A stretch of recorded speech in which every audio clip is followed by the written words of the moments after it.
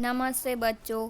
आज हम कक्षा 8 में विषय संस्कृत में इकाई 3 पढ़ेंगे, जिसका नाम है आत्मश्रद्धा या प्रभाव। प्रभाव यानी असर। यह कहानी एक शूरवीर एकलव्य की सुंदर कहानी है। बात तब की है जब शिक्षा का रूप आज से बहुत अलग होता था।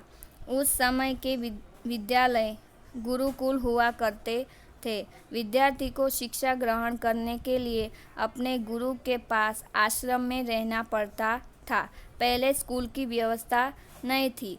तब गुरुकुल में सब विद्यार्थी मिलजुल कर रहते थे, एक परिवार की तरह रहते थे। सब मिल बांट कर सब काम करते थे। उस समय शिक्षा भी कुल के अनुसार ही दी जाती थी। पहले ब्राह्मणों और क्षत्रियों को ही शिक्षा मिलती थी और किसी को शिक्षा नहीं मिलती थी। लेकिन कहते हैं ना कि नदी को रास्ता नहीं दिखाना पड़ता, वो खुद ब खुद ही अपना रास्ता बना लेती है। उस समय में एक शिष्य हुआ जिसने अपने हुनर से अपना नाम इतिहास में दर्ज कर दिया। वो कौन था बच्चों? तो एकलव्य।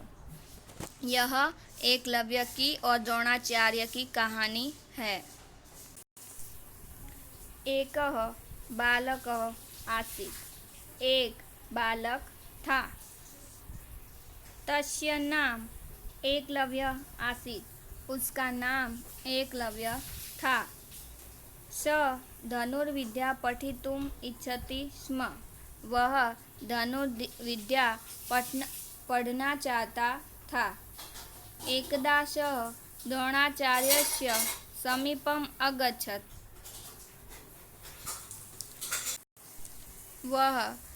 एक बार वह द्रोणाचार्य के पास आया। अवदत् च, बोला, गुरुदेव, अहम अपि धनुर्धर भवितुम् इच्छामि। गुरुदेव, मैं भी धनुर्धर बनना चाहता हूँ। कृपया मां स्वीकुरु। कृपया मुझे स्वीकार करें। आचार्य प्रत्यवदत्। आचार्य ने बोला, अहम कौरवान् पांडवान् च पाठयामि। मैं कौरवों और पांडवों को सिखाता हूँ। अहम भवतः शिष्य रूपेण स्वीकारं कर्तुं न शक्नोमि। मैं तुम्हारा शिष्य के रूप में स्वीकार नहीं करूँगा। परंतु आचार्य प्रति तस्य श्रद्धा शिथिला न अभवत्। परंतु आचार्य के प्रति उसकी श्रद्धा कम नहीं हुई। सः आचार्यस्य द्रोणस्य एकां मूर्ति अरचयत्। वह आचार्य की द्रोण की एक मूर्ति बनाई। सः प्रतिदिनं मूर्तिम् अनमत्। वह हर रोज मूर्ति को प्रणाम करता, नमन करता। प्रातः आरभ्य सायंकालपर्यन्तं धनुर्विद्याया अभ्यासम् अकरोत्। वह सुबह से शाम धनुर्विद्या का अभ्यास करता। शनैः शनैः सः कुशल धनुर्धर अभवत्। धीरे धीरे वह कुशल धनुर्धर बना। एकदा तस्मिन् वने गुरुद्रोण पांडवे कौरवे च सह आगच्छत्। एक बार वहाँ वन में गुरुद्रोण पांडवों और कौरवों के साथ आए। एकः कुक्कुरः तान् दृष्ट्वा अभसत्। एक कुत्ता वह देखकर भौंकने लगा। अर्जुन धनुष्यम् उत्थापयति स्म। अर्जुन ने धनुष्य उठाया। तदेव एकलव्यः बाणे तस्य कुक्कुरस्य मुखम् असीव्यत्। तभी एकलव्य ने बाण से उस कुत्ते के मुंह को सील दिया। द्रोणाचार्य एतत्। द्रोणाचार्य यह दृष्ट्वा तत्र आगच्छत् तं च अपृच्छत्। वह देखकर आए और पूछे, कः तव आचार्य? कौन है तुम्हारे आचार्य? तदा च द्रोणाचार्य तां मूर्तिम् अदर्शयत्। तब वहाँ द्रोणाचार्य की मूर्ति दिखाई। एकलव्यः गुरुश्रद्धया स्वश्रद्धया च प्रतीकः अस्ति। एकलव्य गुरु श्रद्धा और आत्मश्रद्धा का प्रतीक है। एकलव्य अस्मान् शिक्षयति। एकलव्य हमें सिखाता है कि स्वयं ज्योति स्वयं प्रज्ञा भवतु। खुद की बुद्धि खुद का प्रकाश होती है। यदि अस्मासु आत्मश्रद्धा अस्ति तर्हि कापि सिद्धि दुर्लभा नास्ति। यदि हमारे अंदर आत्मश्रद्धा हो तो हम कुछ भी सिद्ध कर सकते हैं। अनंतरम आत्मश्रद्धाया बलेन सह श्रेष्ठ धनुर्धर अभवत। बाद में स्वयं के आत्मश्रद्धा के बल से वह श्रेष्ठ धनुर्धर हुआ। अब स्वाध्याय देखेंगे। प्रश्न नंबर 1, निम्नलिखित शब्दों का उच्च स्वर में उच्चारण कीजिए। एकलव्यः धनुर्विद्यां द्रोणाचार्यस्य अगच्छत्। स्वीकुरु प्रत्यवदत्। शिष्यरूपेण पर्यन्तम् उत्थापयति। गुरुश्रद्धया स्वयं ज्योति दुर्लभा। प्रश्न नंबर 2, निम्नलिखित प्रश्नों के उत्तर संस्कृत में दीजिए। एक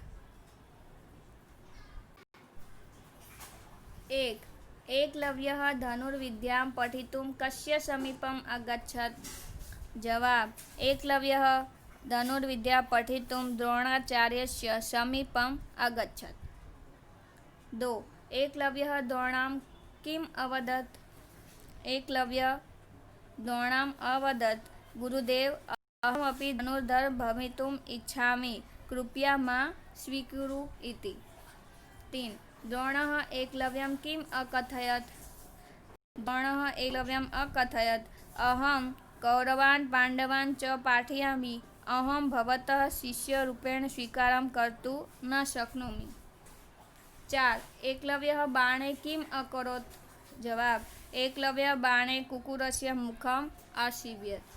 5, द्रोणाचार्य एकलव्यं किम् अपृच्छत्। जवाब आएगा, द्रोणाचार्य एकलव्यम् अपृच्छत्, कः तव आचार्य।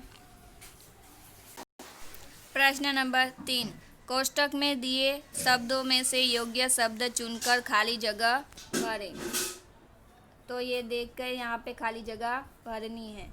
1, एकलव्यः धनुर्विद्या पठितुं द्रोणाचार्यस्य समीपम् अगच्छत्। 2, एकलव्यस्य आचार्य प्रति श्रद्धा शिथिला न अभवत्। 3, एकः कुकुरः तान् दृष्ट्वा अभसत्। 4, एकलव्यः अस्मान् शिक्षयति, स्वयं ज्योति स्वयं प्रज्ञा भवतु। प्रश्न नंबर 4, निम्नलिखित शब्दों के आधार पर वाक्य बनाएं। ये शब्द दिया है, उसका वाक्य बनाना है। वो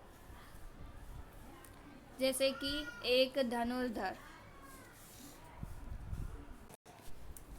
एकलव्यः धनुर्धर भवितुम् इच्छामि।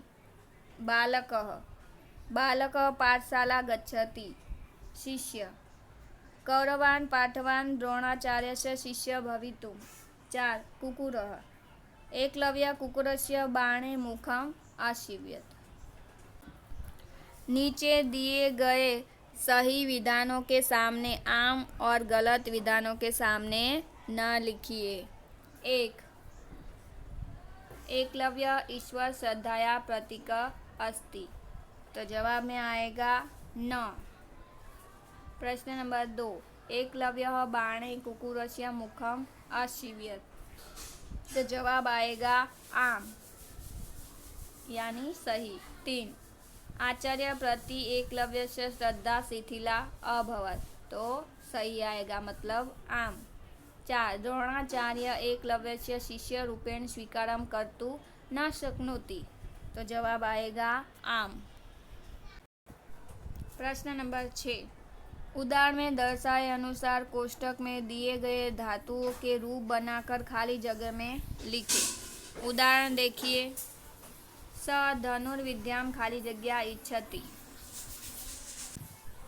तो स धनुर्विद्या पठितुम् इच्छति।